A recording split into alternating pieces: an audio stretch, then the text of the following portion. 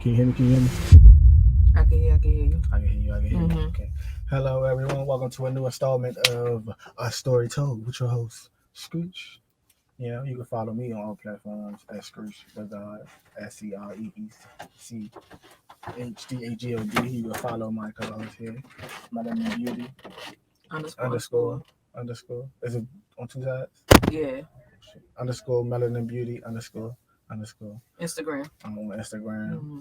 Today, you know, we're going to dive into some stories and some lessons from a very important guest, a very um, a guest who deserves her flowers. You know, she also is the CEO of Mixed Emotions, but on Instagram it's flipped, it's Emotions Mixed on Instagram when y'all looking for her.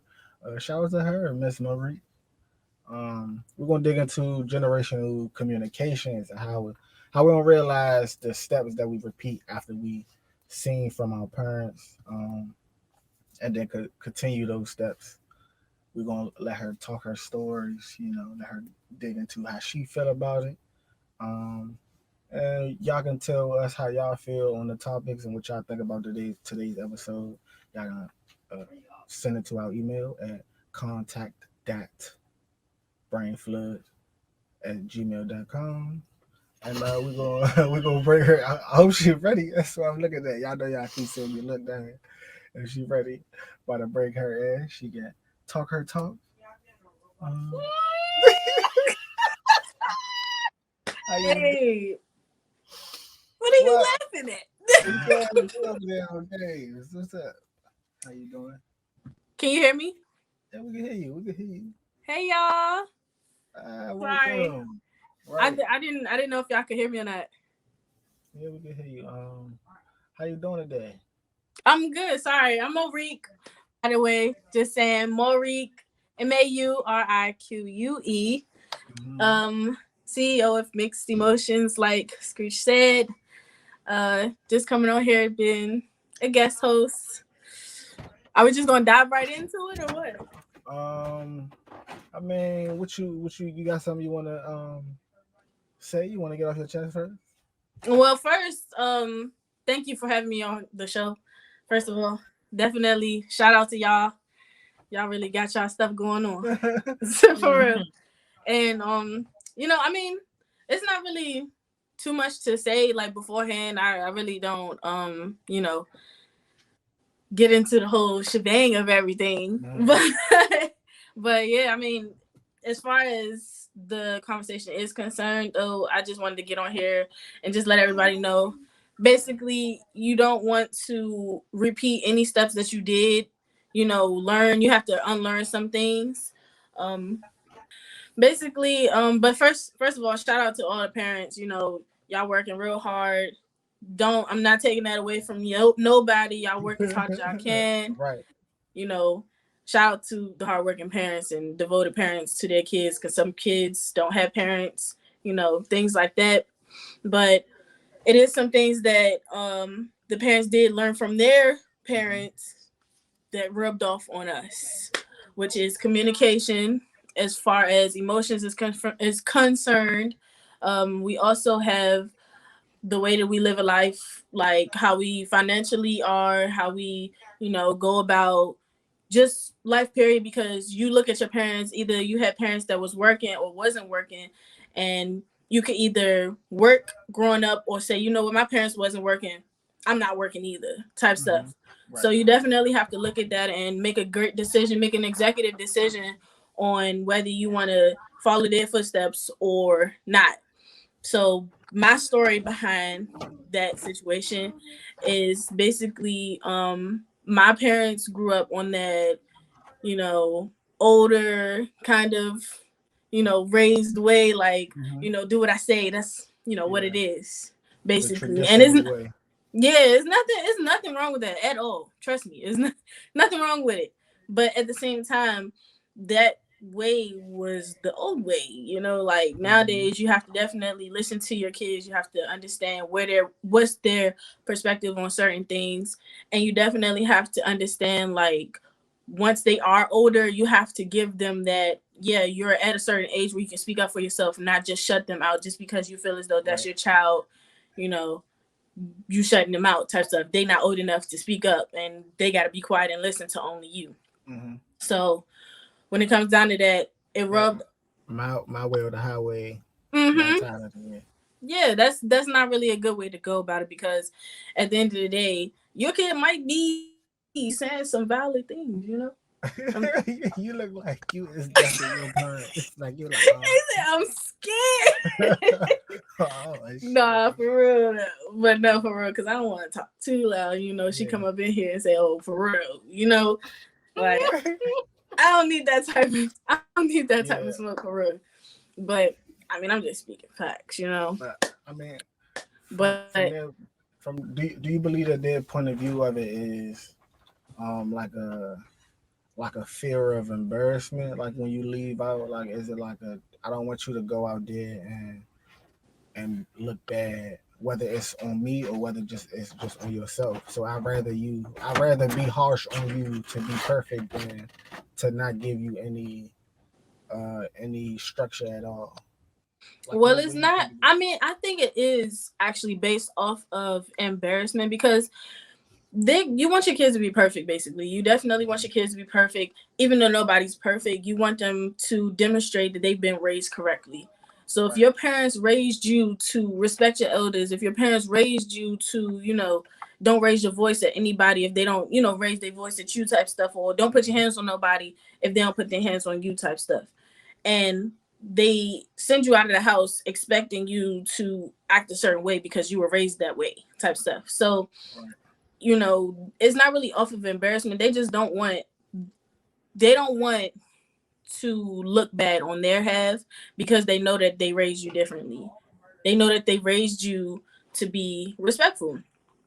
It's definitely not so much solely based off of embarrassment. But if they do feel embarrassed, it's just because they know for a fact, like, that's not how I did it. And then you know, like you teach somebody something, you would expect them to show you that they've learned that, you know, that lesson.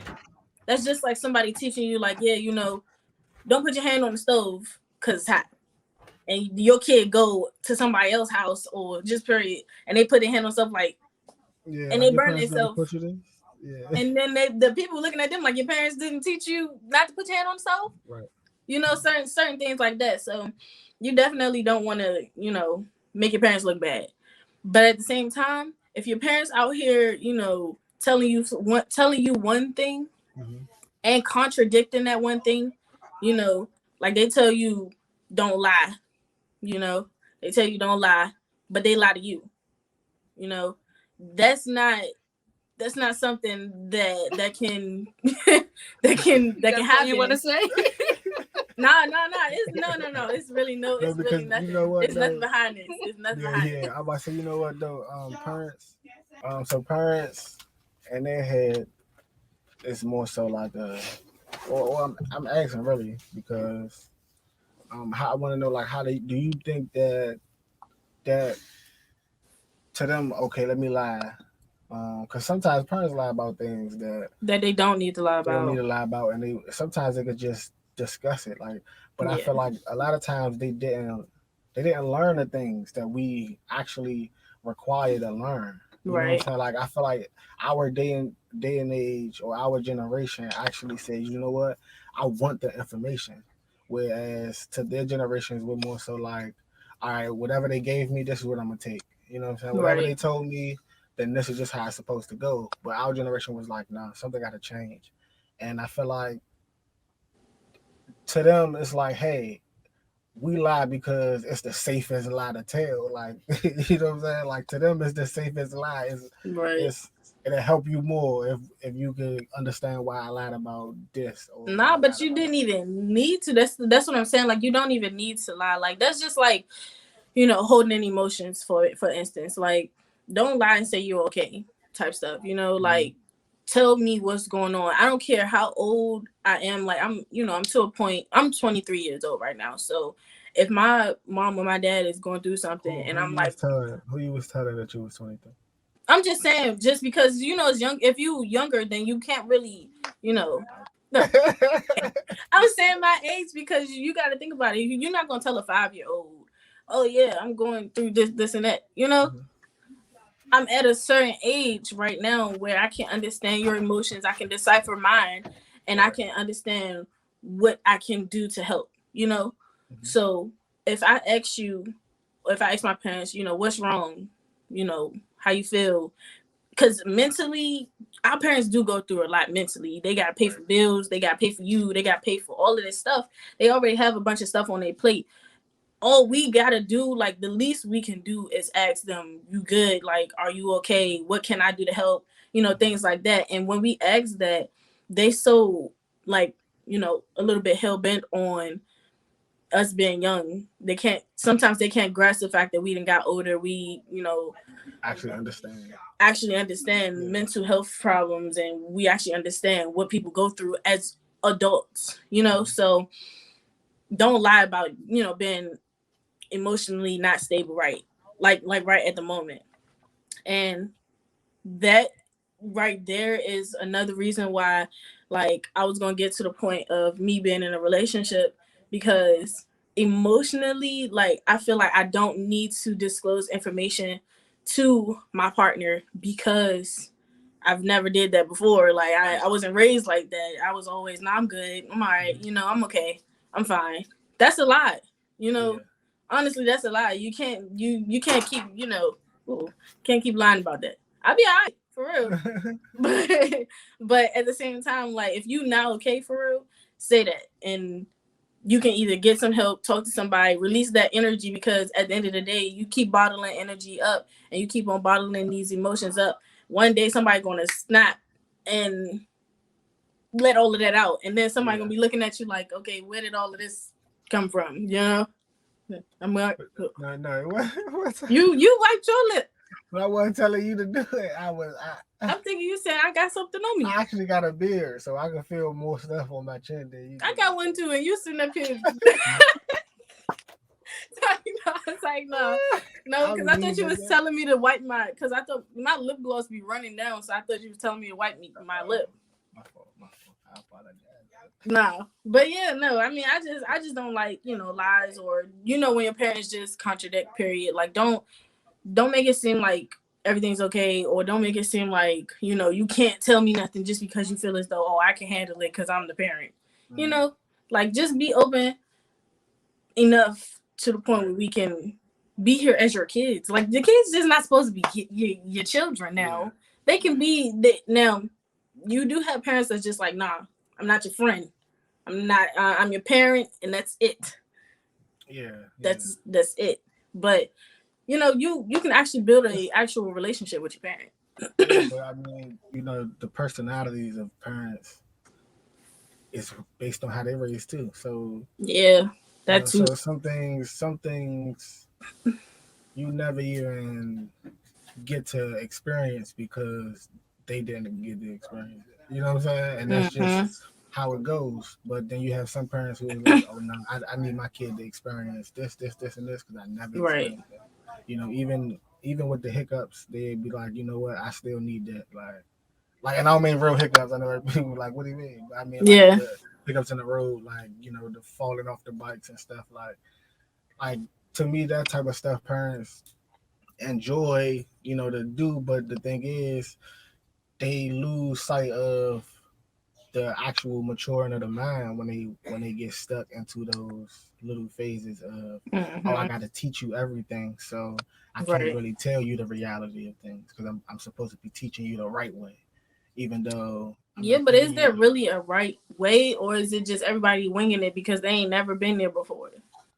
Yeah. Oh yeah, a lot of times we don't realize how many people or just children and adults who have never experienced things. So when they come to you with different point of views or different expressions that you don't understand, it's because they never experienced it. You know what I'm saying? So it's like when, like, and Jay-Z said this I seen a video of it, and he was saying when a kid see you and y'all playing hide and go seek, when you disappear to that kid for the first time, he really think you missing. Like, he really think you gone.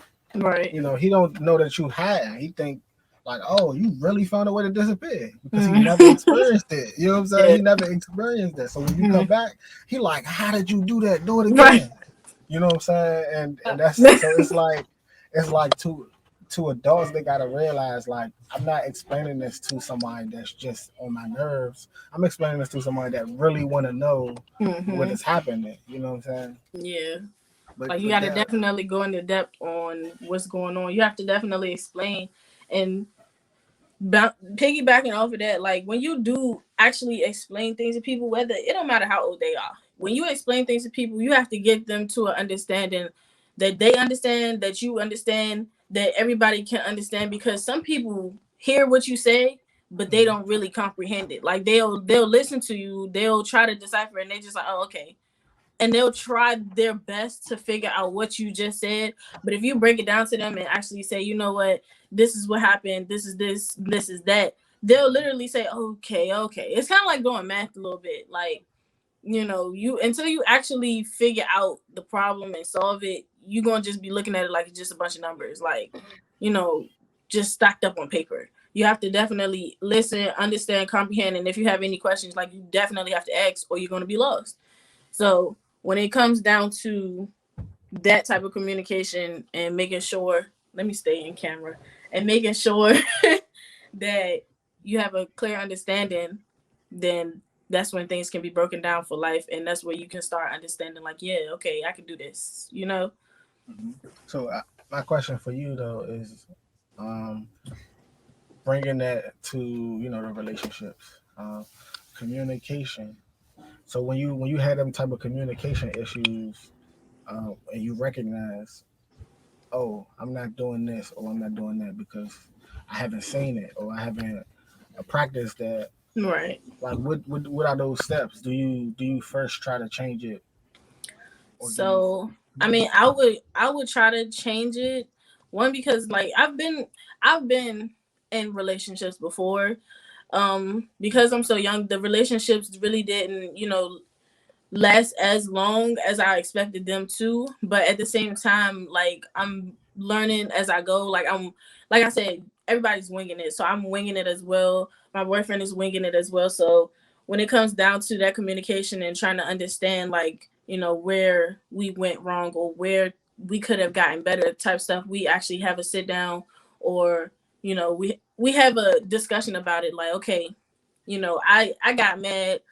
I got mad because of this, and you did that to me, which made me feel that way. And the only way that that can't turn into an argument is if both of you have patience, Mhm. and both of you are willing to open up to each other that much, to the point where it's not going to turn into nothing hostile. It's not going to turn into like, okay, pointing fingers, or you did this to me and I don't like it and that's it for me.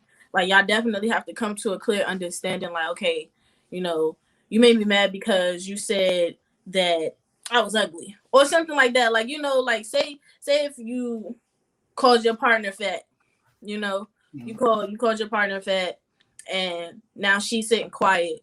Now she, don't got too much to say, things But like that. but but what is the context of this? Like, or is it just that you called her fat, and then Yeah, your that's what I'm mind saying. started? Like, say, you gaining a little weight, babe. You gaining a little weight, Okay, things right. like that, and you don't know that in her head, like, she don't, Yes. she just seemed like the most confident person in the world. She just seemed like the most confident in the world, but behind her head, she's this insecure person. And you call her, you tell her she gaining weight. She think in her eyes she just this perfect little thing in your eyes, but now you done said she gaining weight. To her, that's, oh dang, he just called me fat. Mm-hmm. She'll and she shut down. This is just an example, and she shut down. You know, at that point you have to realize, like, you hurt her feelings, without her saying anything. And that's going back to her keeping it to herself and Right. bottling it up and all of this stuff. You have to And I let and I, him know.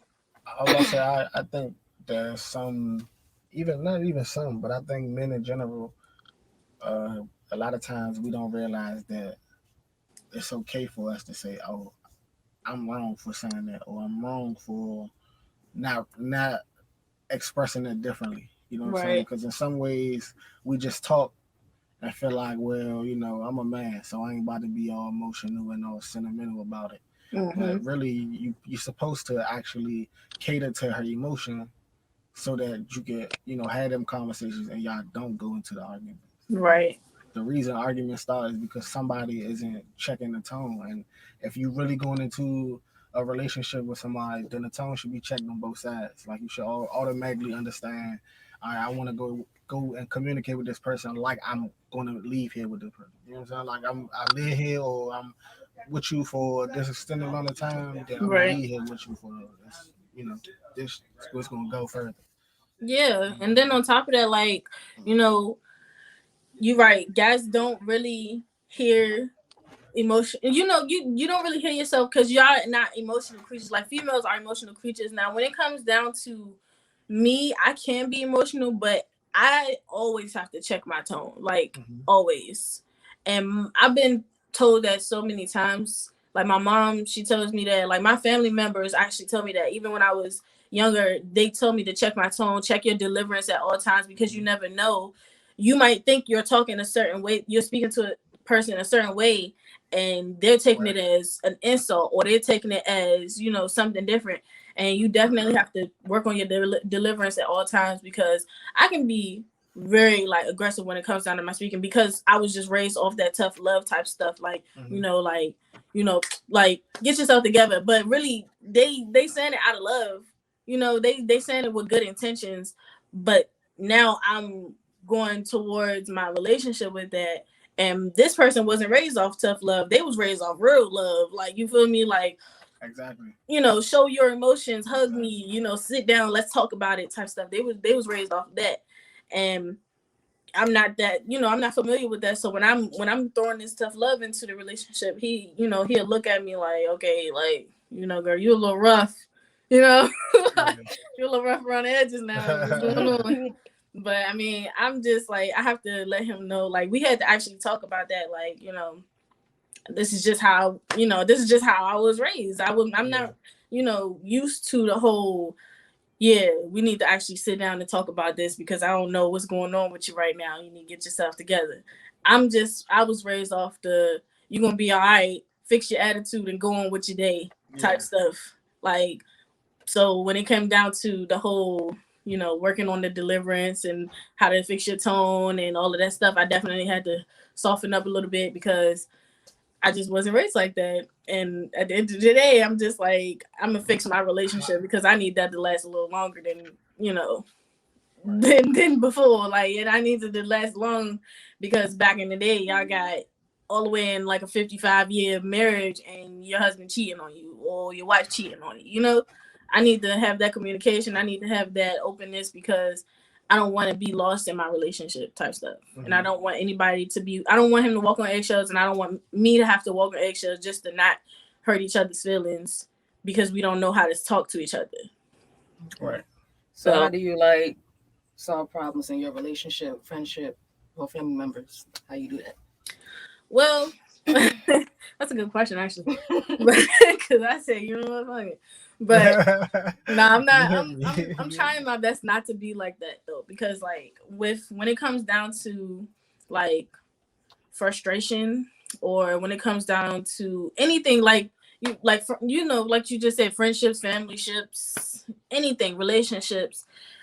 I feel like when it comes down to like us having an actual conversation about something we need to figure out, like if we did have an argument, like let's say a family member, because relationship you could talk that out, but a family member, y'all so used to arguing, fighting, making up, y'all be around each other regardless, but you'll still have that in you, like you was just fighting me, you was just talking bad about me and all of this stuff, and you think I'm supposed to just let that go, like you want something to eat, baby? Come eat.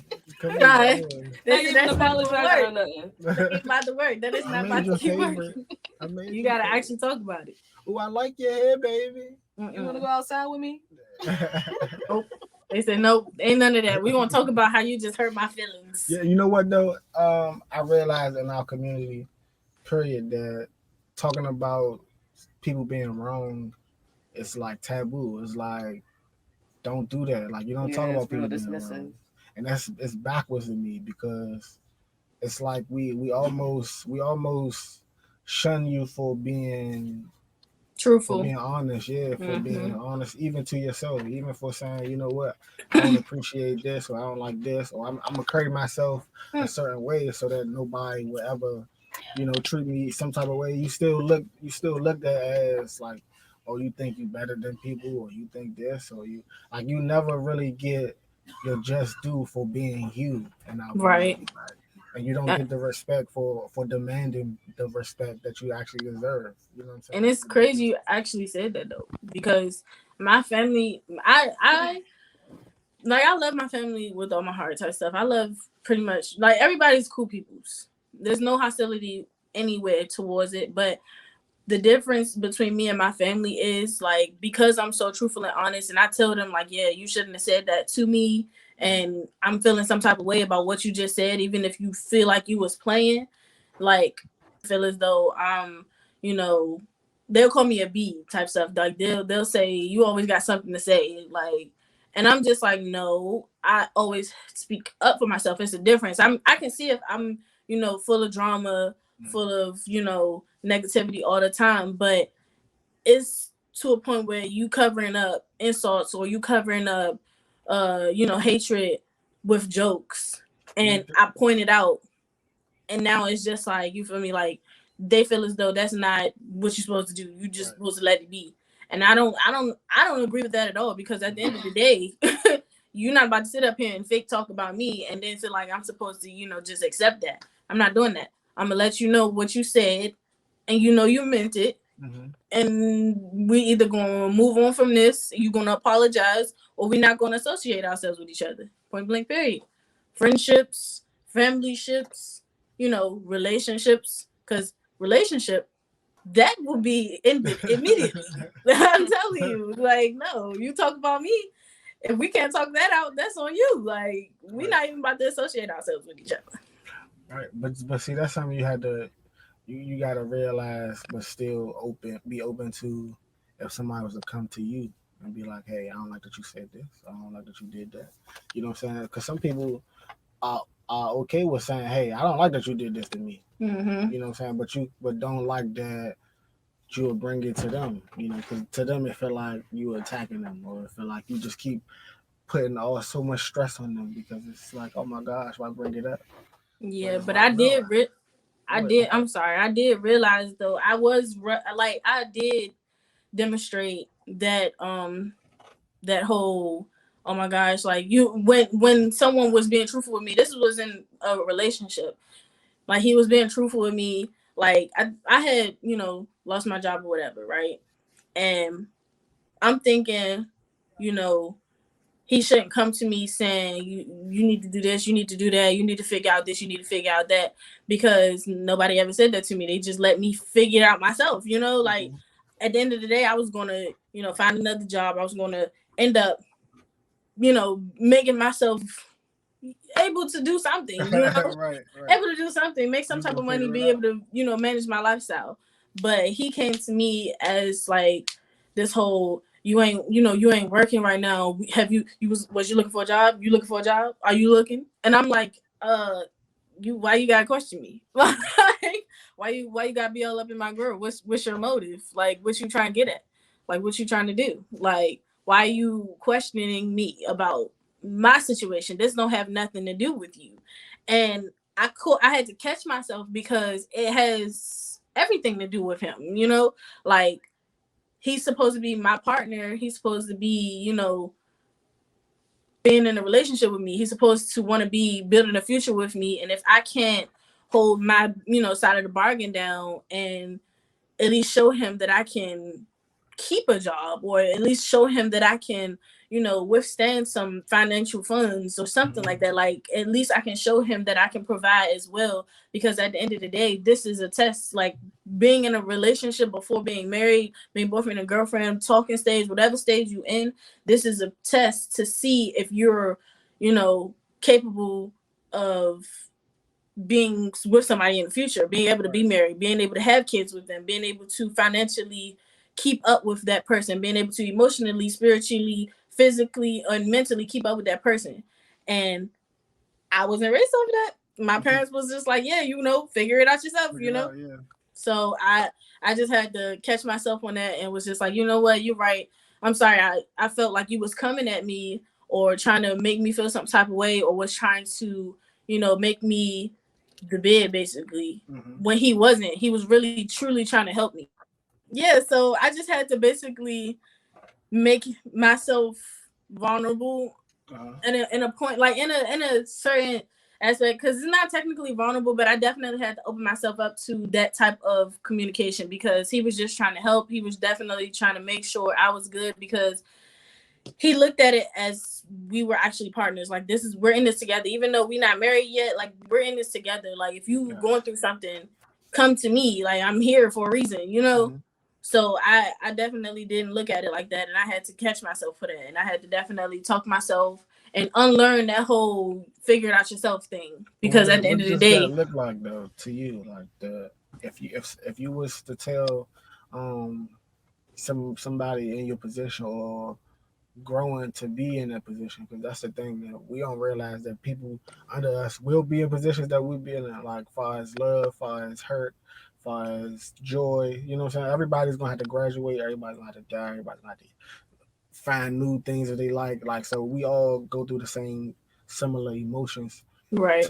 So what do it look like to you, or what advice could you give to a younger um person that's going through that, as far as recognizing, oh, maybe I can be part of this problem as well, and I do need to fix it, and this is what it looks like, or this is what I need to do for myself. Because a lot of one more thing, a lot of times we because I realized this, a lot of times we do realize, okay, maybe I'm a problem, but we don't know how to get out of it. We don't know how to fix it, so we just go along with it, or we wait for the next person to fix it or help me fix my problem. You know what I'm saying? Put those problems on the other people, and when they can't do that, then they can't handle me. Right. It's like, no, that's not the thing. No, but I definitely would have to let them know, like, don't take anything too personal. Always expect good intentions from your partner. Don't think that they're against you at all. Like, you don't never want to think that the person is against you. If you think that your partner is against you, then you don't need to be with them. If you can't trust your partner, you don't need to be with them. If you feel like, you're not open enough, or you have this brick wall up with your partner, you are not ready to be in a relationship. And I feel as though, like, if you're going to, open yourself up, prepare to be open, like, prepare to say, okay, I'm not okay, or I'm happy, or, like, definitely take in consideration that you're trying to be in a relationship. Like, you're opening yourself up to a different, so, like, a person is coming to you wholeheartedly, and you have to give the same thing. Like, it's 50-50. You can't give that 25 100, or you can't give 15 50, or whatever the ratio is. You don't want to give that. You always want to be equal. Just one person no more. Like, you gotta when you go into a relationship, you gotta honestly say to yourself, it's a us now. Like, it's not a me no more. It's a us. Even whether you feel like it's supposed to last or not, because he might be doing this around your back, but until you find out, it's a us.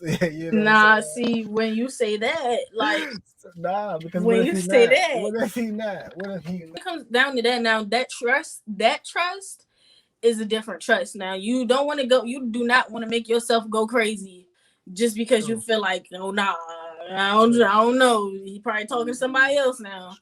That's a different trust right there. You got to literally open your heart with that one, because I remember literally when I was thinking about, and I've never, like, before like getting in a relationship with my boyfriend now, I have never ever thought about anybody cheating on me.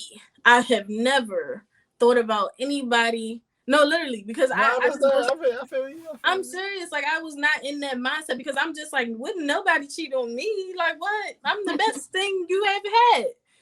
Like, I'm really thinking that. And then on top of that, I'm thinking that you feel me, gonna be completely honest. You ain't gonna lie. You ain't gonna do none of that. And on top of the fact, I was not jealous. I'm sorry, just think about it. I was not jealous. I was not thinking nobody would be able to take nothing from me. Mhm. But when I got in this relationship was a game changer for me because I swear I was the toughest one out there. This relationship right here showed me I was just like, oh nah, I worked hard on getting this. I'm gonna keep this for myself. You ain't about to take nothing from me.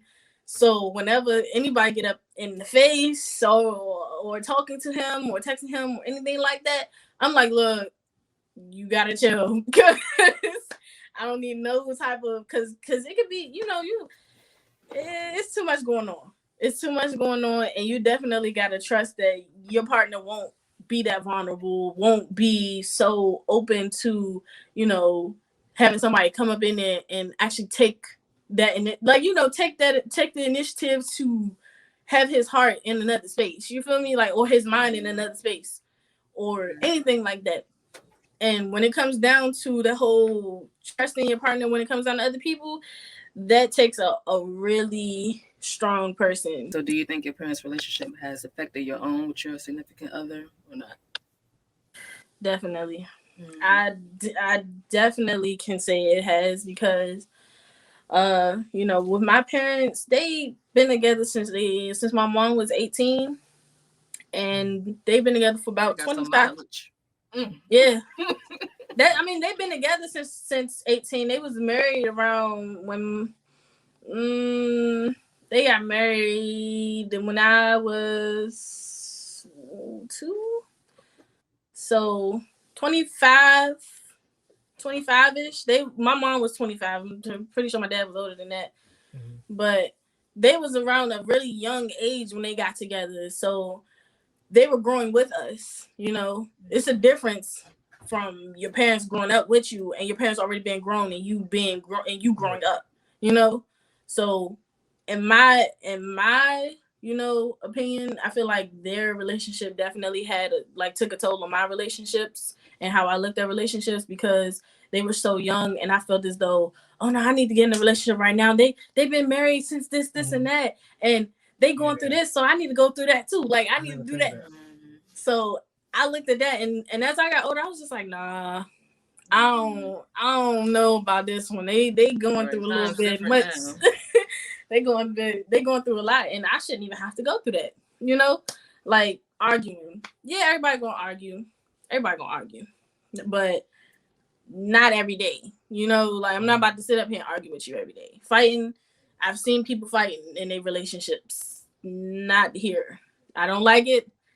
I really don't want to do it. If it came to it, because it has, I'm not going to do it again. Like, I really don't want it to happen again. I didn't like when it happened the first time because it showed me that I'm just repeating the same steps as my parents did. Like I seen them, I'm just like, well, relationships, they go through this. This is what you got to go through to be in a relationship. If you don't go through this, your relationship ain't real. Mm-hmm. That's not true at all because at the end of the day, The question I have for you. What was the question? The question was, do you think that sometimes you look at your parents and say, well, because they thugged it out, then I'm gonna have to thug it out because that makes sense. I did though. That don't be the case. A lot of times you can actually leave. Like you don't have to do that. Like yeah. I see when it with that though, like I can see why they stay together though. Cause they truly do love each other. And I can see the love. You love somebody strongly. That's a soul tie. They talk about it all the time. It's a soul tie.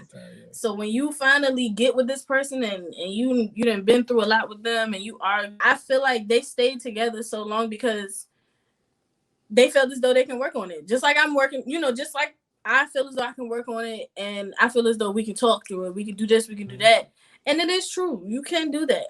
But when you feel like it's to a point where y'all don't have nothing in common no more, y'all don't really love each other no more, y'all just stand for the sake of the possibilities of getting greater or the possibilities of this person changing, the possibilities of, things happening, you're making an imaginary situation that might or might not go down. Mm-hmm. And you're putting yourself in that position. Like you're the one that's the decision maker at the end of the day. So if you feel as though nothing's going to change and you're still going through the same thing that you was going through 5 years ago, then at that point y'all got to take a step back because it's nothing changing. Now with those parents, they were raised off that old time thing though. You know, back in the day, y'all married at 12 and y'all be together forever. That's what it is. Ain't no baby daddy and baby mother, ain't none of that. But in that, because a lot of times though, back in the day, they didn't marry for love. They married because it was financially smart. It was good. yeah, She was gonna and the do what she was religious supposed part to about do. it. Yeah, that too. Like she was Yeah. going to do her job and pick up her weight, and I was going to do mine. And I felt like, we cool. So just like, let's do it. Like, but I feel like nowadays we got that because like I said earlier, because we want the answers. So we like, no, that's not good enough for me. I want to know the best way. I don't want to know what's good enough. I want to know the best way. You know what I'm saying? So we decide like, no, this is not good enough. I'm gonna leave this relationship, or I'm gonna force him to make some changes because he gotta make some changes, or we just not gonna be in this relationship. Whereas our parents would have just been like, well, I guess that's what I gotta deal with. Right. You know? And I know with my relationship right now, like how we was raised, just period, was different. I was raised with 5. I'm one of 5 siblings. He's the only child. His parents raised him off of love. I was raised off of survival. Like it's not really the same thing. Like with that, you can tell that it's kind of a disconnect when it comes down to certain things because I'm so used to working hard for certain things. Not saying he don't work hard for it. I'm so used to working hard for certain things, and like his parents can help him out with that. I was raised off of my parents not being able to, afford a certain amount of things. This man went to Disney World 5 times, so I'm like, okay, so y'all gotta we have to come to an understanding. He got 5 Super Bowls right there, man. I'm telling you, listen, we gotta come to an understanding that I ain't have it like you had it, right. And my parents was saying no. So if you hearing yes all the time and then you ask me for something and expect me to say yes, just because, yeah. Nah, I'm sorry to humble you that way, but I just can't do that. I'm really sorry because, like, at the same time, like, I'm not rich. Okay, I'm not rich. You're not rich. Your parents spoiled you. My parents tried to spoil me. It's a difference. So when it comes down to different backgrounds, that can affect your relationship as well because you have to come to that agreement of, okay, what can we do to make this as much as we was raised as possible? Honestly, I feel like background, like the way you was raised can definitely also take a toll on how, your relationship is because like y'all was saying, the parents went through a lot and they felt as though, me looking at my parents going through a lot and me looking at my parents struggling and, what they brought us up through, I felt as though, I would probably go through the same thing. But this nowadays, we have so much more business minded, young people. Like nowadays, we're not settling for nothing. Like it's either our way or the highway. Like, like it's literally going to be us making money. We're going to be the millionaires. We're going to be the money makers. We're going to break the cycle, basically. Like if you was raised off of struggle all your life and now all of a sudden you want to live a luxury lifestyle, there's nothing wrong with that at all because you was raised in the struggle. Who wants to be raised in the struggle and then be like, yeah, I was raised in the struggle, so I want my kids to be raised in the struggle too so they can feel what I feel? Not at all. So when my parents going through that, I don't feel like I need to go through that as well. So I'm not trying to roll that over. I'm trying to change it. All right, so what does settling look like for you? Me? Settling? They said, who else are we talking to? No, settling to me looks like, okay, I'm not even happy in this. This is an example. Just saying. I'm not happy in a relationship and I don't want to move on and start over. That's settling to me. If you feel like like y'all been in a relationship, let's say 3-4 years. Yeah, you don't want that to go down the drain. You don't want that to go down the drain, but at the same time, you don't want to look at it like it's going down the drain. You want to look at it more so as, you've had experience on a situation that you can learn from and that you can grow from, and that you can look at that and say, you know what, in my next relationship, I don't want that. In my next relationship, I'm gonna do this. In my next relationship, my standards are gonna be here. Like, you don't want to settle to the point where you just like, okay, so even though he not making me happy or she not making me happy, I'm gonna stay just because we've been together so long, and I'm not trying to start over and have somebody learn my favorite color again. Like. But I was about to say, do you think that's a problem too, where people feel like I gotta stay here and make this work because I don't feel like doing it again? It is a problem. It actually can mentally mess you up, like, because you feel as though like some people don't like to be caged in. Nobody likes to be felt like they held down, stuck. Nobody likes to feel like that. I don't think anybody should feel stuck in any way. I think when you're in a relationship, you should be as free as possible. You should be able to live your life to the fullest without having to think like, oh shoot, like I'm in a relationship. Like, you like don't want to think that. if you gotta think that while you're in a relationship, then you shouldn't be in a relationship. Right. I don't think you should, because matter of fact, I was actually just talking, like, when me and my boyfriend first like got together, I told him that I wanted to be married. Just saying, like, yeah, that's an end goal, so don't get comfortable being in this boyfriend girlfriend situation. And when I told him I wanted to be married, he kind of seemed like he was on this like I don't know. Like, like, I mean, you moving a little fast. Like, I wanted him to understand, like, look, I want to be married. So that is a place where you have to say, you know what, I'm gonna make a decision whether I want to be with this person or not, and in that settlement, like, you got to understand you're about to be with this person for the rest of your life. So it's not really settling, but you will settle if you say, you know what, I'm gonna be with this person because that's kind of settling when it comes down to that part. Because it's just like, I do want to be married, but it's just, I don't know. Like, that's settling. But if you look at that person and say, you know what, I can see myself marrying her, that's not settling. That's not being stuck in a situation. That's truthfully trying to be something and, actually be happy in a relationship. Don't like settle just because you feel as though marriage is the correct way to go, or, that's just how it's supposed to be. Just because you've seen it before happen. Like, everybody not meant to be married, but everybody's supposed to be married, if that makes any sense. Like, you're supposed to want to be with somebody and be happy. I think people in general, like, the human body naturally wants somebody else to love or to feel that love from. Yeah. Naturally. I mean, unless you're a super duper loner. I mean, yeah, but even the loner wants something to hold on to. Because the actual emotion is that you don't want to leave without somebody caring. Like, you want somebody to give a fuck at some point in time, whether what I'm saying, whether it's just every 3 o'clock in the morning somebody call. When that call stop calling, when they call stop coming, you're gonna feel like, damn, you know what I'm saying? What I do to you? What Exactly. I do to you? You know what I'm saying? So it's like you always want somebody to show that emotion. You know what I'm saying?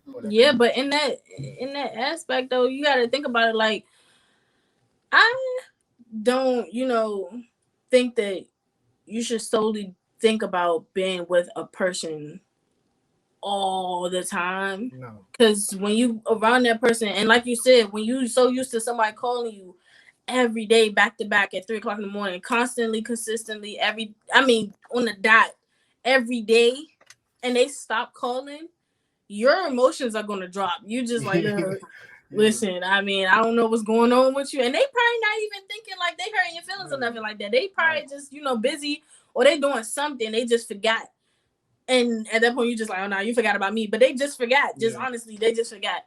But at that point, that's when you have to make the decision to live for yourself sometimes, because, and it's not even being selfish. It's just that, when you have that separation, that boundary of, okay, I'm with you, but I have my life as well as you having yours, type stuff. So when y'all always together, when y'all always talking to each other, when y'all always on the phone with each other, and y'all around each other 24/7, it doesn't give time to miss each other. Like, y'all don't have enough time to miss each other. So then that's when the irritation comes in. That's when the arguments come in, because y'all don't know what this emotion is. Y'all just know that y'all angry for just, when honestly y'all just need some time to yourself, really. Like, you just need time to yourself. So when you with that person and y'all have this bond that's super duper strong, y'all have to come to an agreement of, okay, I'm gonna give you your space and you give me my space sometimes, just so that we can find that time to say, oh my gosh, I can't wait to see him, I can't wait to see her. Don't make it to the point where it's just like, dang, like, I just seen you. Like, we've been together all day. But I feel like after a certain amount of time in that relationship, you gotta understand, we not here because we plan. Like, if you here to be married, then after 4 years, after 3, 4, 5 years, you shouldn't have an issue that we've been here in the same room for, every day. Like, you know what I'm saying? You shouldn't have an issue, because what you think marriage is? First of all, What you think marriage is? If you want to get married, how you gonna be like after? Like, you gonna be like, man, I've been around you too long, and we've been married. That's what you gonna do? No. See, that's what I was getting at. I'm glad you said that. That's what I was getting at. So But basically, wait. I will say, I do feel like you gotta have something that is solely for you, something that is solely for your own happiness, that is not connected also to the relationship. No, wait. Stay on that conversation though, because, like, listen, that's why I brought up the whole marriage thing in the first place, because my boyfriend was just like, once people get married, that's the end of everything. No. What's the end? The end of what? What is the end? Just the end of everything. Like, you gotta have kids. You gotta settle down. No, you can do whatever you want, but you just. That's what I'm saying. But marriage, like, you can do whatever you want. That's what I'm saying. Be free in your relationship. If he said that in the beginning, he felt as though he was going to be stuck. That's what I'm saying. He felt as though he was going to be stuck. So I was just like, look, you are stuck when you married. No, you're not stuck. No, you stuck with this person, and it's fine to be stuck with them. It's fine to be stuck with them. No, stuck is wrong. It's the wrong term. No, you don't want it to be called stuck, but that's what it is. Like, we here, we can't leave. You want to know why we can't leave? Because we made this agreement that we're gonna do this together. I definitely don't want to feel stuck. I'm gonna find a different term by the end of the night, though. Okay. I swear I am. So you don't have to feel stuck, but the thing is, what I said still stands. Like, when you in this position, when you with somebody, and this is the only person you're gonna be with, y'all made this agreement that we stuck here, that we not leaving. Like, there's nothing basically here. Like, dedicated to each other. Yeah, when you, like, I'm okay with dedicated the word is stuck. a good word, Lasia. I'm okay not with the stuck. word I understand what you mean by stuck, but stuck seems harsh. I'm okay with the like, word you can't stuck. like go nowhere else. Like, you can. You want to get a divorce? Go ahead, get a divorce. No, you can't. What? What are you talking about? Supposed to be forever. No, that's just like traveling. When you get married, do you feel as though you have to travel with your spouse? I feel like you should be able to travel without them, but I feel like if y'all had an agreement that y'all wanted to go somewhere specifically, and you just said, "Man, I'm about to go," and without them, then I feel like that's crazy. But if because if she said I want to go to Italy, and I'm like, "Oh, that's great," and then next week I'm like, "Hey, I gotta take this, what's the name, to Italy real fast. I'm gonna leave you here." Like, that's wild. I feel like that's wait. You said you gotta do what? If we gotta go somewhere, like if I gotta take this flight to Italy, and she said a month ago she wanted to go to Italy, and I know I could take her with me, but I'm just like, nah, I want my own time. I feel like that's wild. I could go to fucking somewhere. No. I mean, that's not really wild. It's just you, but you have to. That's where the communication and the deliverance comes in, because you don't want to come to her and be like, you know what, I want to go to Italy, and she'd be like, oh yeah, I want to come too. I'm like, nah, and you say, nah, I want to go by myself. Now that Wow, yeah. that's wild. But if That's you wild, come yeah. to her, if you come to your partner and say, you know what, I just, I need a vacation. Try to smooth her into it. Yeah, see, that's the Like I thing. need a That's the thing. vacation. The good way of. See, that's the thing. You don't like stuck either. So you want everything to be real polite. Like, no, that's not reality. That's not Yes, it is, and it's gonna be That's my not reality. reality. Man, Candy, man, Reality. I'm definitely gonna make it my reality because at the end of the day, you can do that. You can make it. It's your show. This is your show. It's Yeah. my show, and whoever's the main, Yeah, you're right. the main situation, the main character in that lifestyle. That's what it is. But that's And if the thing, marriage, you could do whatever you want. So, but you stuck in that relationship. Y'all can do whatever y'all want based on the rules that y'all set for each other. yeah, but it's not stuck though. I'm gonna figure it out. I'm gonna figure out another word Let me see. I to. got a thesaurus. I'm gonna figure out another word while you looking up that. But at the same time, I don't want to feel stuck. I feel like I don't know. Like, what do y'all feel as though? Like, do y'all feel as though y'all have a good good communication when it comes down to traveling though, or going anywhere? Just period. I think we got good communication, period. But I feel like we still lack the understanding of like separating the travel time. Like we don't separate our travel with each other. Mm. So I mean, that's right now. Y'all in the beginning of y'all relationship for real still. it's been 5 years. It's not, Nah, y'all still in beginning for real. Not far as travel, we travel every year. So we should know by now that hey, it's alright for me to go by myself. Nah, I know you talking. They said, "Can I go outside more?" You definitely shouldn't have to ask though, but you just like what is it?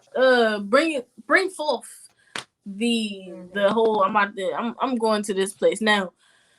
You definitely, that's what I'm saying. Like you have to work on. You definitely have to talk to that person and make it understanding that I'm going by myself. Okay, like you need. I would like you to go, but this time can I just go by myself? And that's a little rough, but still. It all depends on how you set your tone as well. Yeah, because if I was to tell my boyfriend I wanted to go to Paris alone, he's saying, why are you not bringing me with you? Or that's what I'm saying. Like that's gonna look like it's wild. Especially but if is you that already not said like you a wanted trust? Is that not something that goes in with to. trust? But see, the thing about that part is, if the issue is trust, then that was the issue before you was gonna go to Italy, regardless. Like that. That's me going down the street. Yeah, that's what I'm saying. So Italy ain't got nothing to do with the trust. Like, but you going a whole across the world now. You can't they down the street, your man can pull up on you, your girl can pull up on you. Yeah, you go that's to what I'm Italy, saying. they That's gonna have the to biggest figure you issue. out. That's the difference, though. The difference is that if I'm going just because I want my own peace and quiet, and she just want to go, if she upset because she just can't go, yeah, if she mad because she just can't go, I just want to go by myself. That's different than her being mad because she can't trust me for me. If she can't trust me, then I feel like me going to Italy without her is gonna desire a different conversation. Like the conversation is gonna be more so, babe. It's not what you think. It's let me go and do this because I want my own. I just like for her it's gonna be like if she can't trust me, for her it's gonna be like, what reason do you need to go to Italy? What was that reason? By yourself. Like what reason? It's no reason. I mean, but that's see right there though. Now the question of what reason though. Now with my communication on this end over here, my parents, just going back to that whole conversation, my parents would say, because this is what it is. Yeah. Like, because this is what it is. Yeah. I put that in my relationship too. And with my boyfriend, he's just like, look, I'll give you the respect of letting you know what's going on, letting you know where I'm going, letting you know what time I'm going to be back. That communication of letting you know what's going on with me so that you won't start to worry, so that you won't start to think about something. That right there, I was raised off of why do you need to know? Like, what is the reason? I can't just do this, and that. And at that point, that's when you start to feel like that too. I feel like that's where I started to feel stuck though. Like I don't like being questioned, and I don't know if that's just by the way that I was raised or just because I just don't like being questioned. I'm just like, look, why do you have to know what I'm doing? Why do you have to know where I'm going? Why do you have to know what time I'm going coming back? That's kind of clocking me, and I'm just like, dang, like I can't do nothing. Like I can't do nothing, and I don't want to feel like that. But the thing is it that you feel like you can't do nothing because you can't do it without having to explain it, or Exactly. but that's the thing. Like when you in a relationship, that's what you have to realize that when you leave, you're not leaving behind just the thought that you left. You're leaving behind somebody that is thinking about you leaving. Like you know what I'm saying? Yeah. So even like me, like because I used to have it with me and her. I used to be like, oh my god, man, like why you got? I'm going to the bathroom. Like, relax. I'm going to the bathroom. like Like, I ain't dang. going nowhere. Ain't nobody there in the bathroom. Okay, ain't nobody there. Because you used to be wild. I used to just get up and Nah. leave. No, because he went to she went to the store one day, and then you didn't tell me when you got back and you fell asleep. I thought something What? happened. Listen. You fell asleep on her. You didn't say nothing. No, I didn't even go to the store. She said I went to the store, came back. You didn't go to the store? No, I told her, I said I'm about to go to the store, and I fell asleep. Oh. Right then and there. And she was calling people. All right, but I was concerned. but see, I ain't gonna lie to, but that day is the day that I say, all right, whatever I feel my security is for myself, You gotta let her know. I'm gonna have to chisel that down so that she'll know, so that I don't have to have that happen again. You know what I'm saying? That's definitely how it is with my relationship. Cause I feel like I said, like that's I was you. Like I was you in this situation. I'm just like, look, oh my gosh, like I'm going around the corner. Like I'll be right back. And listen, Alasia is my best friend. She is the only girl that I am friends with. Nobody else. That's just Alasia, just her. And literally everybody else is either guys or we're not friends. Like, just what it is.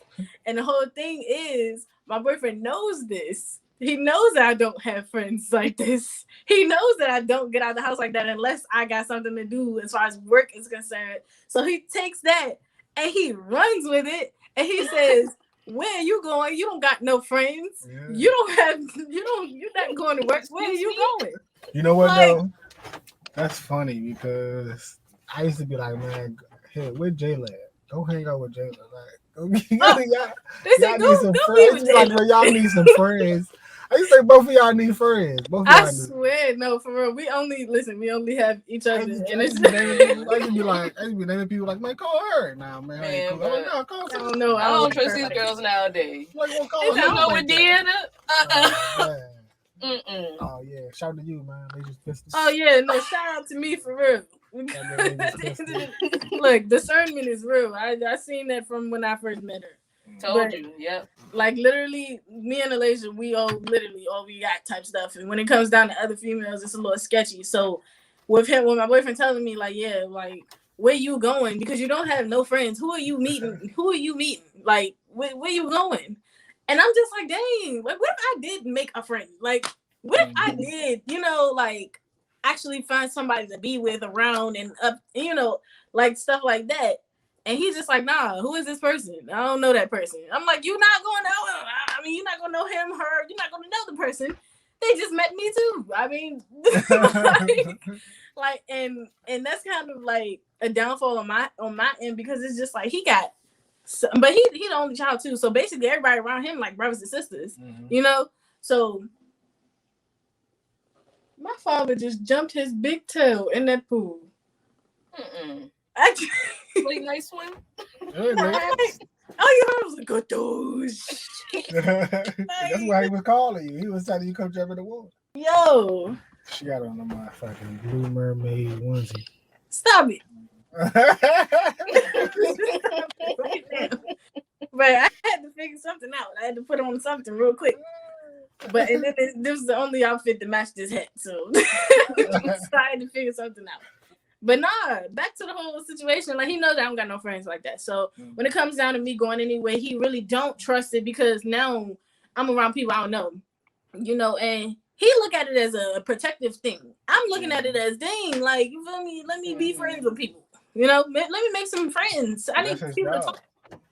And that's going back to the same, situation as you have to find your own life. You have to have your own lifestyle outside of your relationship, because then you're gonna feel like you don't have nobody but that person, and you not gonna know yourself for real. You're gonna lose yourself because all you do is revolve yourself around the person you're in a relationship with.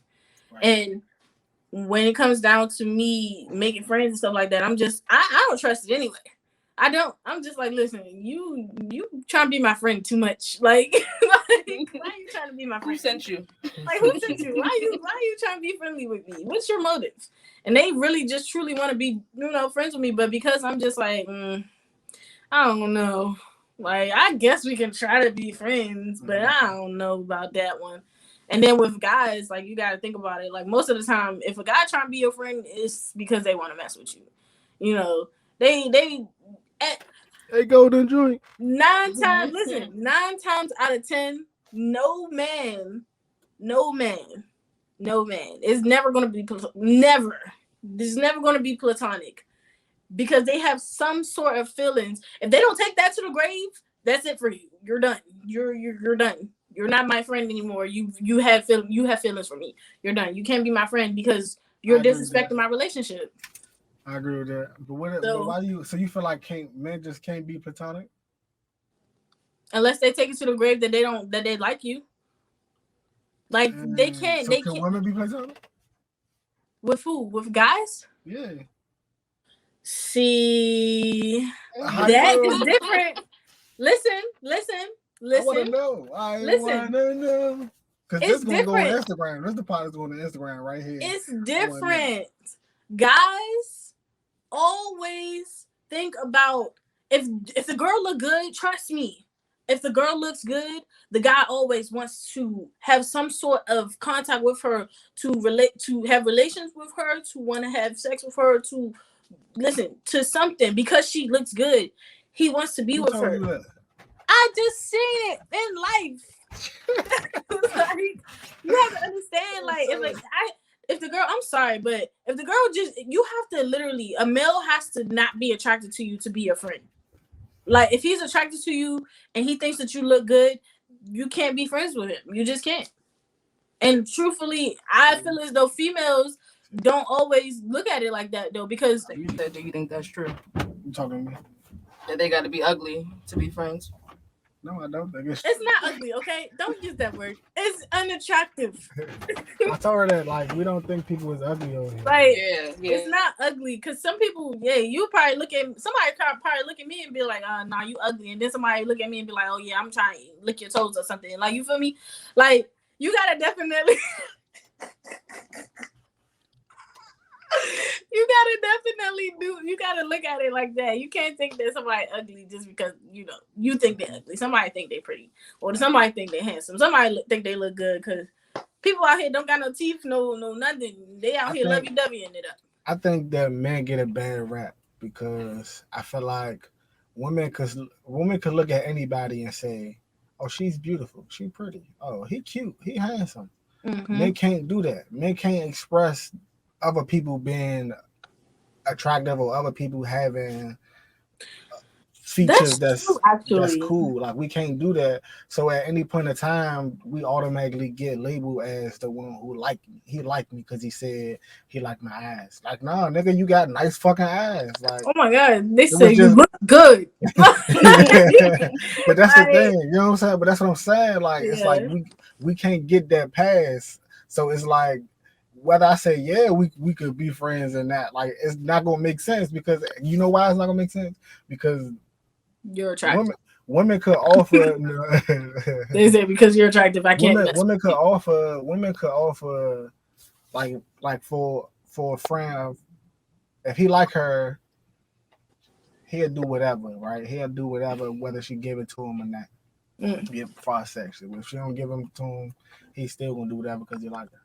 If a nigga that don't like her, I gotta disagree on that one. I'm telling you, if a nigga like you, if he really like you and you not giving it up, and I'm talking about like you, not just think you cute and he trying to smash. I'm talking about a nigga that's really interested.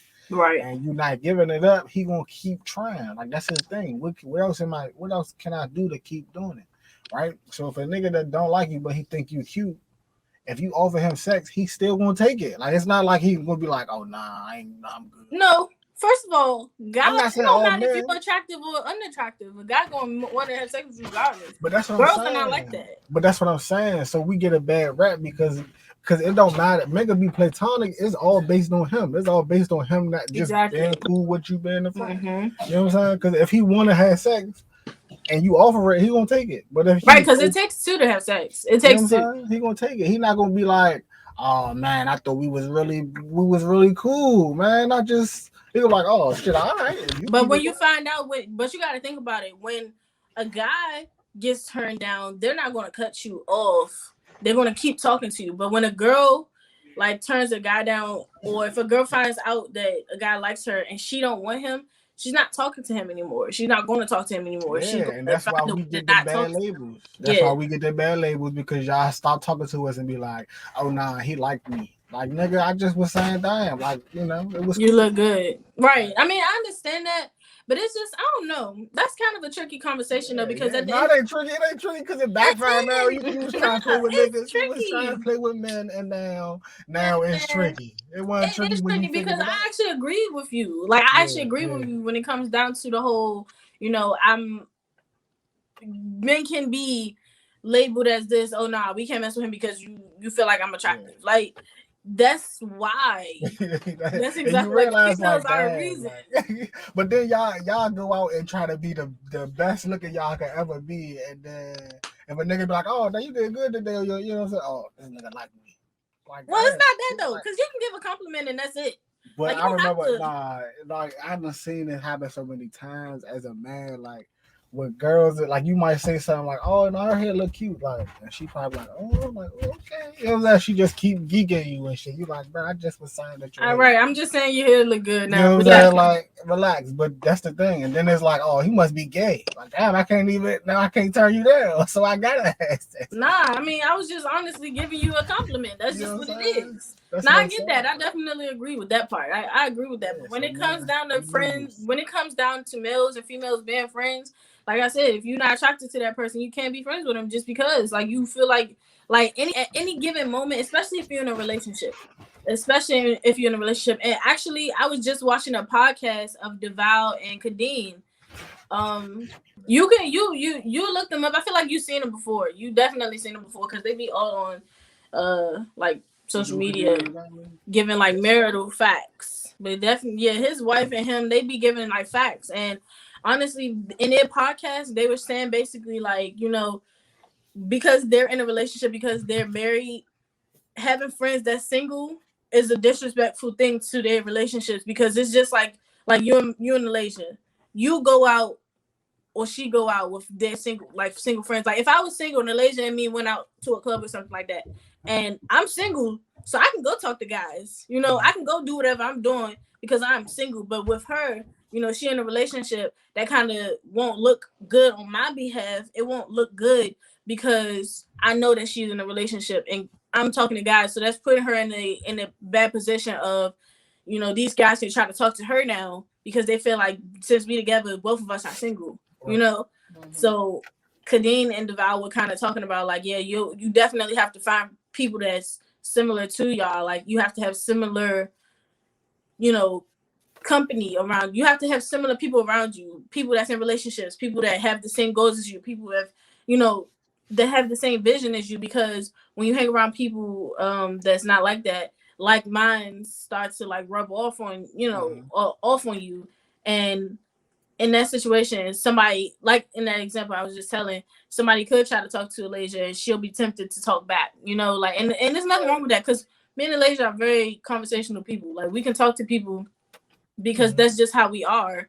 But at the same time, she knows that she's in a relationship. So she just like, I mean, and now the guys that's talking to her is just like, oh, what you don't want, you know, all up in her face now. When she say, you know, I'm in a relationship, now everything gonna be awkward. Now she's gonna feel awkward because you're not around, you know, like, or because she's not in a position where she can feel comfortable enough to chill out and vibe because I'm talking to people that's trying to get with me type stuff. So you definitely have to keep that in mind. You can't be friends with people that's single if you're in a relationship. Like you just can't do it. Or people that don't have kids, that have friends that have kids, that's different because now you're inviting them over and they don't have a choice. Either they're gonna find a babysitter or they bringing their kids with them. You feel me? Y'all get a house. I think that because I agree with you. I agree with what you're saying, but then I disagree because it's literally all on. I feel like we don't give enough credit to the individual mind because we know that the individual mind usually go with the group. So we don't give it credit for actually being an individual brain. We be like, nah, that nigga gonna do what everybody else gonna do. But that's the thing, like that's if you're a follower. I mean, yeah, but even if you're not a follower, you kind of say, all right, well, this is what it's supposed to be. Even as far as merge, as far as fucking friendships, you just be like, well, this is how the friendship been going, or this is how the merge goes. Oh, merge goes like this. You're supposed to just get married, go to the honeymoon, and then like Malik said, just have kids, and you don't ever have a life after that. And that's what people do, but that's not really it. Like in real life, when you get married, yeah, you can go out with your fucking friends and y'all be at bars, but you just know that you got to get home because you got somebody that's waiting for you. Right, you can't stay out hours of the night. You know what I'm saying? Like that's the thing. I feel like that's the difference from having friends or being a person who got friends and being what? Let me stop you. When me and my boyfriend first got together. Mind you, I had a boy best friend. Anthony was my boy best friend. Back in the day, all the guys that was with me before this relationship, mind you, I nobody could tell me nothing. My boy best friend is staying where he's staying. That's what it is. That's what it's gonna be. Type stuff. To all y'all. Yeah. So, yeah.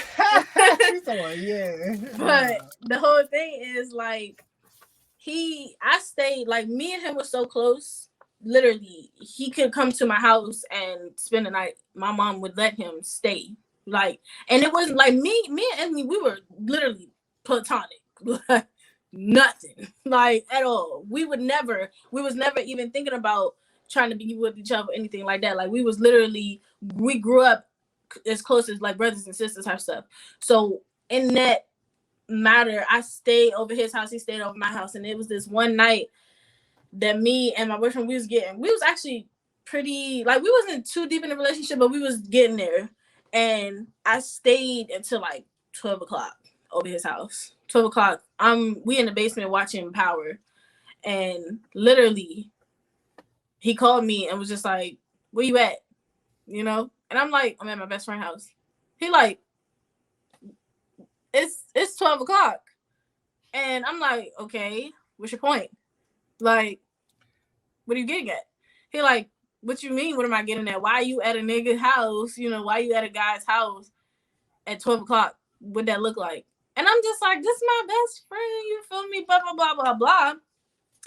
And come to find out, I had to definitely switch roles and look at it from his perspective, because if the roles were turned, trust and believe, I'd have probably pulled up on his best friend's house like, what are y'all doing? Like, you need to let's go. Like, you're tripping. You're missing it. You're trying to play with my emotions and you're trying to play on my intelligence. That's dead. You're leaving. So I had to definitely look at that and be like, you know what? I can't have this friend no more, because, it's a disrespect. Or not even I can't have this friend no more. I would have to definitely think about the time. Go out to public places, not stay in his house. Think about the timing as, if I do go over his house, don't stay all night. Stay until probably like 10 o'clock. Because then I actually had to talk to my dad about it. And my dad is the man. You feel me? He's the man's man. So he told me, look, that don't look right. All right? That don't look right. And I always go to my father because it's just like, at the end of the day, you in my life, so tell me what's up. You feel me? Like, don't have me out here looking wild. You feel me? So my dad was just like, look, that don't look right. And trust me, you would just imagine if your mother was, like he giving me examples and stuff. I'm like, dang, you right. Dang. I can't, dang. So I had to look at that. I'm just like, dang. So now I have to look at this friendship and make a decision, because I had to definitely say this is disrespectful to my relationship, and I can't keep on, That's growth though. That's growth. That Mhm. because what you said was There's I growth. I mean, it is I was growth. gonna I say, definitely, early on you were saying like your other boyfriends couldn't have told you that, or couldn't have made you even give a fuck about like right, but this one right here says, all right, I'm here for the long run. You know what I'm right, and you're gonna saying? have to make a decision, Yeah. right. So that should That's be an adult. That was the adult way to go about it. I respected that though. I definitely respected him when he said that, because I had to look at it and he made me. And that's what I'm saying. Like, you have to make your partner understand. You have to give them a scenario. You have to make them clear on why you're saying this and what you're saying it for, and why the reason. What's the reason of your feelings and emotions? Like, And when he came to me with that, I had to, be open minded, because at the end of the day, I didn't want to lose him. And if it took me, losing a friend, even though if we weren't to last or nothing like that, that's kind of a decision I would have had to make. Like, dang, like this didn't last, and I kind of cut everybody off. But at that point, you just have to make an executive decision to either build your relationship or lose that person just for a friendship that, they might leave you for a person. You feel me? Mm-hmm. So that was, I respected that, and I definitely took that, and I definitely grew from that, and it just is what it is. Because at the end of the day, I want to respect the man that he's trying to be, because we're trying to grow. Like, we are young women and young men right now, and we're trying to grow into our adulthood. We're like in pre-adulthood right now. So we're trying to grow into our full on, grown selves. And when he talked to me about that, I had to respect that. And I definitely took that into consideration. And that made me look at him differently, because he's definitely showing me some real, like, you feel me, man. He on real man time. Mm-hmm. So yeah. Now that friendship, your friendships gotta, you looking at those friendships, you gotta definitely decipher who's the stay in who's the stay downs and who's the not supposed to be around. So what was your question, Leisha? Which one I'm gonna ask first? I'm gonna ask the first one. All right. So, do you feel like you have to make certain sacrifices to make relationships work? Yeah, I actually did. I with the sacrifices that I made though was financial sacrifices, actually.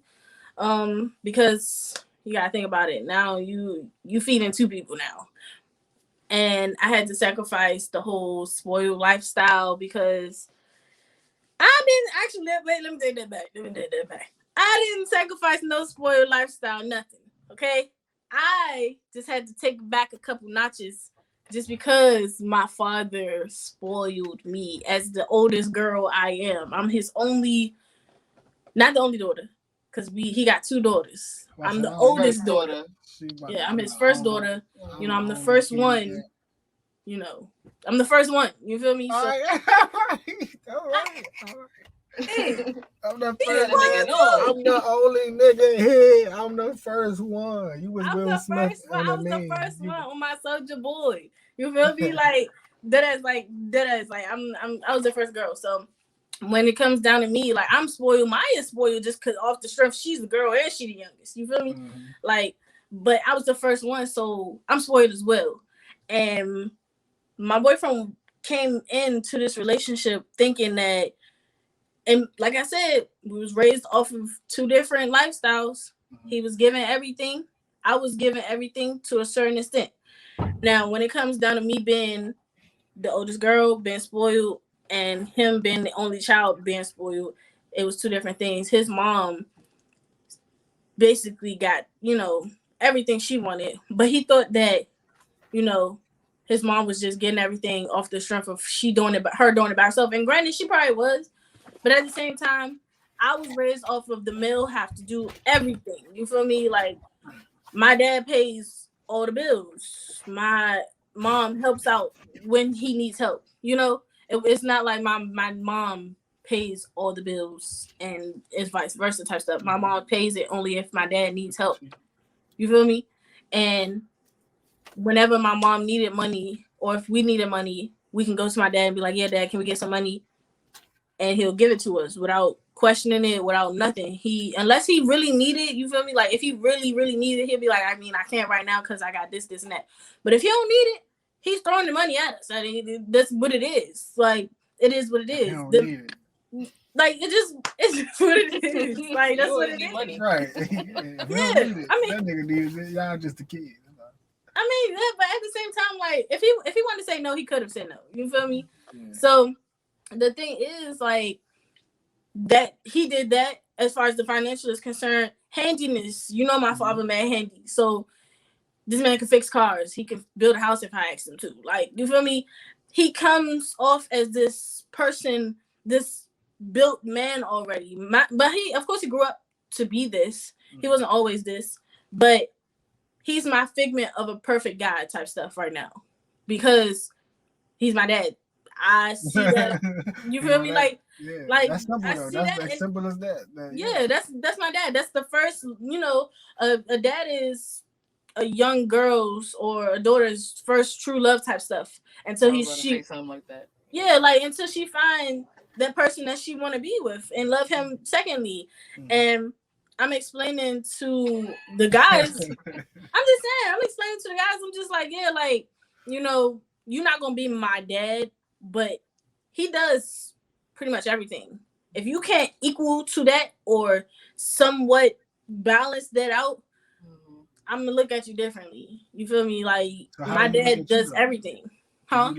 How do you look at yourself? Do you think that you could provide what it is that somebody's mother would want to like? What, you know what I'm saying? Like, that's what I'm saying. I had to sacrifice that because, like I said, his mom was dope. I mean, mom giving him everything he wanted, everything. You was like, I was like, no, I'm sorry. So now he gonna look at you like, man, I ain't building no damn house. What you talking about? Yeah, and that's what he told me. Like he always gotta remind me. Not like he told me I ain't about to build a house. Yeah, but he was just basically explaining to me, like he always got to explain to me, like, yeah, I'm not your dad. I thought that was me. I was like, oh man. Listen, my time's up. Time's up. But nah, he always got to explain to me, like, yeah, I'm not your dad, you know, and I'm not going to I'm gonna try my best. Basically, he's just saying, like, I'm gonna try my best, but I'm not your father. You feel me? Like, I'm me. I'm my own man. You feel me? Your dad is his own man. I'm my own man. But I have to explain to him. I had to sacrifice that part because I'm just like, dang, like, you know, I want you to be him, man. Like, I need you to be able to come to my rescue at all times. But that's the thing. Like, he don't have to be him, but he have to be able to provide a security that you don't need or even you wouldn't even fathom, because to you, your father is somebody that wouldn't allow you to even think of needing something. So you like, hey, I want you to do that. That's the least. But you yourself got to be able to explain that. You got to be able to explain, I don't want you to be my father, but I want you to be able to secure me and provide for, you know what I'm saying, enough that I could be like, oh man, it feel like when I was at home with my father, I feel like, oh, I'm just as protected, or I'm just as safe. And he gotta understand that too. That when you say, "Well, my father do this," then he gotta understand. Oh, she ain't saying that she want me to go marry her mother, because that's how niggas look at it. Like, oh, you want me to go be him? You want me to be that nigga? Then all right, you know what I'm saying? Yeah, because I mean, at the end of the day, like me telling my boyfriend that I want him to be my dad comes with the things that my dad did. You feel me? Yeah. And quite honestly, I'm not telling him follow my father's footsteps, because like I said, my father was not always this man that he is today. Like, he wasn't. And I'm not telling him to be on my father's level right now. You feel me? I'm not telling him to do that. I'm not putting him in the hot spot of, yeah, you're going to have to do this or you don't have a choice. We're not going to be together. I'm not doing that, because that's, first of all, that's unfair to him. If I was to say, you know what, you're not like my father, I don't want you. That would be completely unfair for him. At that point in time, when you understand, all right, because this is a hard thing too, that yes, you understand that he's that he's not gonna be a father, but it's hard for him to even give that ability because he's still learning, he's still growing. Do you give him the benefit of the doubt of that, or do you say, like, man, I'm tired of just trying to get this nigga to understand? No, Like, I explained to him what I want because like I said, we have that communication where we can sit down and say, this is what I want in this relationship. And is this too much to ask type stuff? Right. Like, is that too much to ask for in this relationship? I asked him, for him to take initiative when it comes down to certain things. You feel me? Like, if he see that I'm low on gas, and granted, that's my responsibility. That is my responsibility wholeheartedly. I agree. That's my Your responsibility. gas? Yeah, my gas is my car. I think that that ain't nothing to do with me. Go Nah, go ahead. Go ahead. I was gonna say, I think that the gas, yeah, is your car, but at the same time, that's also, to me, it's kind of like just second nature, like just the like, oh, you go, are you about to go out? All right, here go this for you to fill up. Yeah, but he not like, there's some guys that's just that he just probably just wasn't raised like that. And I was raised off of that. Like, my dad is like you. So like I said, like, I talk to him all the time. I'm just like, look, you feel me? Like, I just want you to take that initiative. It's just chivalry, really. Like, I feel like, I don't know where he got it from. You was raised a different way, that's your business. But the whole thing is, you feel me? If you wasn't raised off of, yeah, I got you, like, just off the strength because I just want to do it, I just feel as though that's just not on no man time. Like, I don't know, like, maybe it's the olden days or something like that. But nowadays, some guys feel as though the female needs to hold up some bargain now. You feel me? Like, you need to do your part now. And I disagree with that wholeheartedly. I'm sorry. But the thing is, you can't disagree with that I disagree. Because you also want to be able to have your own freedoms as you. Like, you want to be able to say, well, I'm going to go do this because that's just what I want to do. Mm-hmm. You know what I'm saying? Because you got to understand, back in the day, that's the difference. Where women want black men to be the black men of old, far as the merge and you work, bring your ass home, and do this, and this. Right. But y'all also want the different women from back then. Y'all want to be able to have the independence, but the independence wasn't there back then. So the older guys who was just married, go work, come home, bring home food, sit home and watch TV, drink his beer. Niggas don't do that no more because they also was doing different things and trying to, you know what I'm saying? That's the thing. Our generation is literally answering the questions. Whereas at first it was just like, let's just go with the flow. So right. the big issue that we have right now as far as relationships is that we don't understand that everybody that we dating, you know what I'm saying? I'm saying everybody that we dating because it's people that's dating that's not in relationships, that's single and going into new relationships. Right. So those people, y'all got to understand that everybody is dealing with a real life just like you is. So when you get into a relationship and you like, well, I don't like this, I don't like this, I don't like that, guess what? The person that you're dealing with might like it. So you might have to deal with some shit you might not like. You know what I'm saying? Yeah. And it's not the end of the world. No, see, with that, I had to open myself up to the liking and disliking. Like, I started, matter of fact, in the beginning, like, I started this whole clothing business and stuff like that, right? I started it, the shirts, and I started it up. I made a brand, and I was going forward with that brand. And in my opinion, I felt as though, he had his thing and I had my thing. And when he tried to jump on to my things, trying to make a brand and try to trying to sell. He was in your lane? Yeah, he was. I mean, in my opinion, I felt like he was in my lane. He was cramping your style? Yeah, but I had to open myself up because like I was just explaining this to my sister, actually. She sell lashes and all this stuff. Like, she one of those people that, make the shirts and all the whole long yard now. Like, everybody doing the whole shebang. And it's so many people doing that. It's so many people doing it. And I had to explain to her, like, you know, just because this person doing it don't mean you can't do it too. You know, I had to definitely take a step back from the way that I felt about the situation, because I was just like, dang, I mean, what if he just was motivated from me and felt as though he, you know, wanted to do the same thing?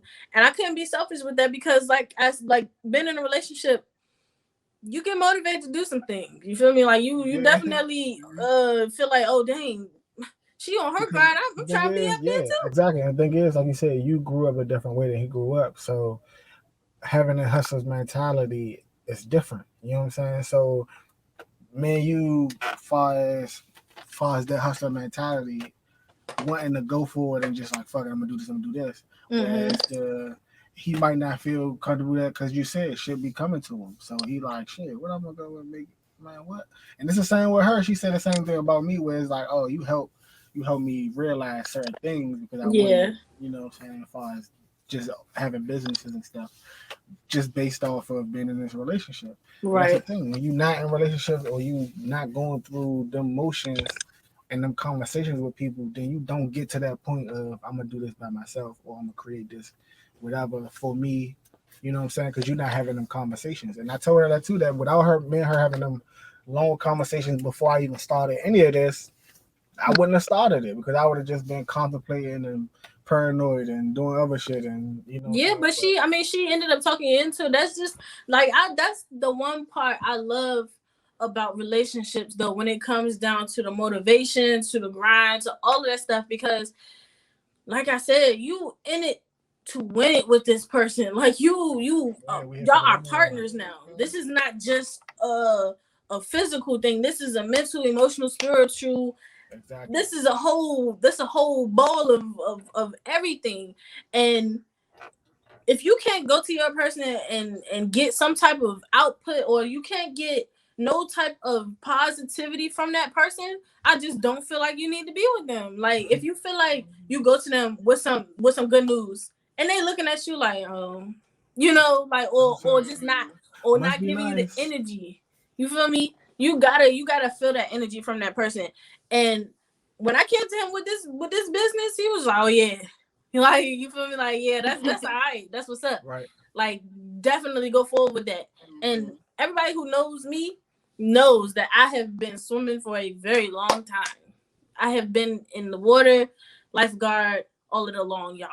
So the whole situation with me starting the swim lessons thing, he was open with that as well, because he was just like, dang, I'm surprised like Lazy said, like, I'm surprised you ain't been started that. Like, right. I've been in the water a long time. Yeah, forever. And when I started this up, he was just like, yeah. So that really is a Blue Mermaid onesie. Bro, like seriously, it's a thing for me, because I don't know, I like water. That's just what it is. I like water. I love swimming. I've been swimming since I was like 10, competitively swimming. And then like literally, I've been doing this for a very long time. Go ahead. Yeah. Get the discount. Throw a discount. What? Wait, I can't even hear what she said. She told me I need to take some lessons. You don't know how to swim. You don't know how to swim? That's a good place for us to end it here. He said, all right, because see, what we're not about to do is make it my business to be saying I can't swim and whatnot. No, I can't. Nah, but I mean, I can teach you how to be actually fuck it. But the whole thing is, like, I am not, you know, closed-minded when it comes down to him giving me pointers, giving me anything when it comes down to motivating me to do something different. Right. Like, I can be a jack of all trades, and I'm one for doing that. So I tend to start stuff and not finish it. But with this whole swimming, with this you know, clothing business, and with all my sources of incomes, like I started those, and I'm learning how to finish them. And you know, he's motivating me to keep going with it. Like, he's motivating me to say, you know what, like, I gotta build something. Like, I gotta get something out of this. I can't just start it and not finish. Like, you ain't going. You can't live life quitting just because you feel as though it's not going the way that you want it to, or it's not, you know, your business not booming as much as you want it to, or you're not a millionaire just as soon as you start your business. You feel me? Like, people got like, this is just my, message to all the new business owners, to all the small How you know I business was about owners. to ask you that? I'm just saying, like, that's my message. What You is feel your me? message? Like, don't think that you gonna be a millionaire tonight, type stuff. Like, you gotta definitely understand Rome was not built overnight. Rome was built over time. You're not gonna be a millionaire overnight, and you're not gonna be married tomorrow. Like Right. you gotta actually work through those. You gotta work through it. You gotta go through them hiccups in that road, trip over them rocks. You have to step on them bugs, all that. You gotta go through some things, go through those obstacles to figure out where the finish line is, to figure out what path you actually want to take in life. Because if you don't, brush off some, dirt roads to see what a pavement is, you're not gonna know your path. You're gonna be lost in life, and you're not gonna, know what you want to do as far as business is concerned, as far as health is concerned, as far as anything is concerned, because you're so lost, because you're trying to follow other people's paths, or you're trying to, follow in the footsteps of your parents. Your parents made footsteps for you in the beginning because they already walked those. They already walked that path, and they have you basically. They birthed you at the starter line type stuff. Right. Yeah. Where they was walking from in the beginning. They birthed you at the starter line and they walked off. And now they're saying, follow these footsteps, follow these. This is where I went. This is where you got to go to. At that point, you have to make an executive decision. Say, you know what? My parents' footsteps, I see ahead that they done stepped in some craziness right in that area right there. I think I need to go around that. Right. That's making your own path. That's making your own decisions to figure out if you want to go down the rocky road that your parents went down, or find a clear straight line and say, you know what, I'm gonna make my own footsteps for my kids. And they have the decision to, make their own footsteps as well once they start to follow you. But that's their decisions. And you have to definitely go about life making the right decisions, knowing what you want in life. You always have to have a goal, and you always have to have a vision, because without a vision, we're really nothing. I mean, wow. Okay. Dang, I missed the whole thing. I missed the whole shebang. That was awesome. I ain't got no more questions. You got some questions? Oh, you missed it. Oh, I had to use the bathroom. Huh. I couldn't hold it. I was holding it for like a whole hour. Man. I definitely appreciate it. I don't want nobody, out here blind. You feel me? Yeah. So. Y'all gotta pay attention. That's all it is. That's what we here for y'all to pay attention. Y'all know. Basically what we do here is give y'all gems. We give y'all them gems. We give y'all that little brush that the archaeologists use to dust off them little dust. The bones and what's not.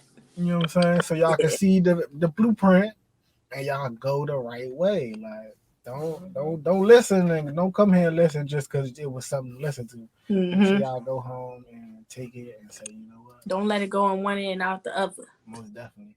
Take it in, soak it up like a sponge. And as y'all see on the banner, y'all can follow her, Marie, on Instagram. Yep. Mainly, but on all platforms really.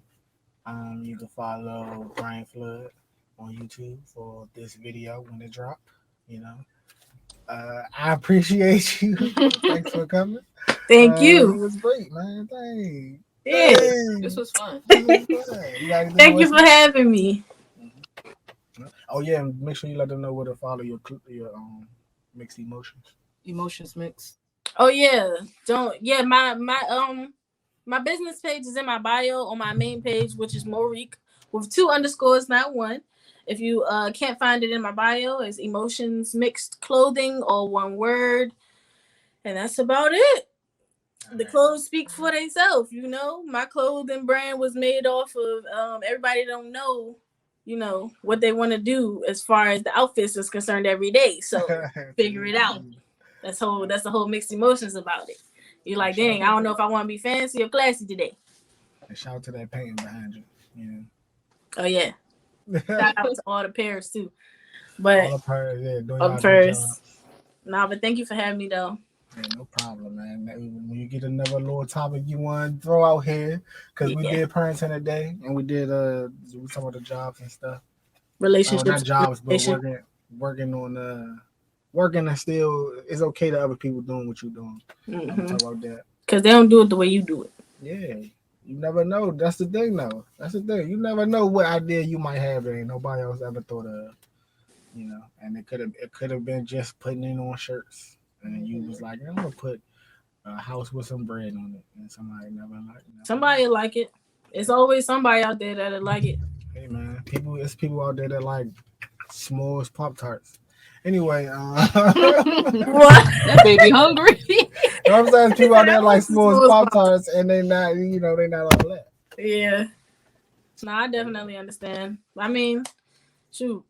If y'all have any more other topics to talk about, I'm here. I always have something to give off to the young people, even old people as well. I always got something to talk about. Old people definitely need some help too. They definitely do. All right, I appreciate you. Peace. All right. So wait, do I just No, Yeah, you can do that if you want. You want that. Until next time. Peace, y'all. We appreciate everybody for coming. Once again, you can follow Brian Flood on YouTube. You can follow me, Screech the God, on all platforms, SCRECHDAGOD. You can follow my co-host, _ Melanin.Beauty, _ on all platforms as well. And peace.